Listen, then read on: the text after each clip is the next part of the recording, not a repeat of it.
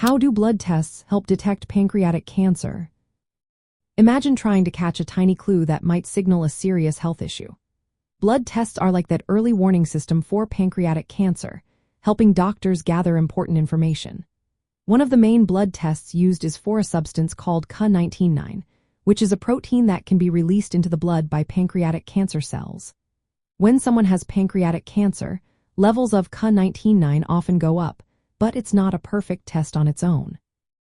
Elevated Ca19-9 levels can also be seen in other cancers like gallbladder, lung, or colon cancer, and sometimes in benign conditions affecting the liver or gallbladder.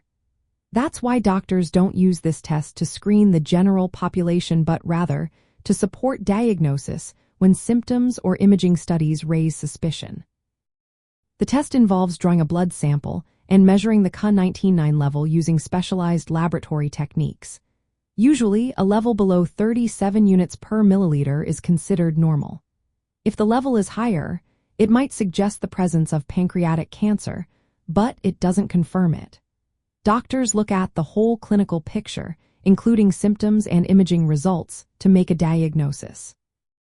Ca19-9 is very useful in several ways. It helps support the diagnosis when symptoms like jaundice or abdominal pain are present. It's also helpful for monitoring how the disease responds to treatment.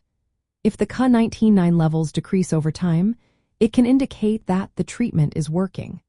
Conversely, rising levels might suggest the cancer is progressing or coming back after treatment. High levels, especially above 10,000 units per milliliter, often point to advanced disease or metastasis. However, it's important to remember that Ca19-9 isn't perfect. Some people with early-stage pancreatic cancer may have normal levels, and some individuals don't produce much Ca19-9 due to genetic differences.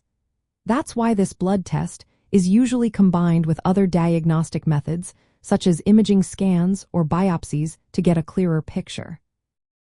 Researchers are also working on new blood tests that could detect pancreatic cancer earlier and more accurately.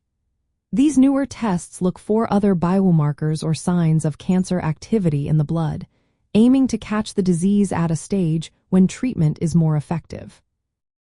In summary, blood tests like the Ca19-9 assay are valuable tools that help detect pancreatic cancer by measuring tumor markers that reflected the presence and activity of the disease.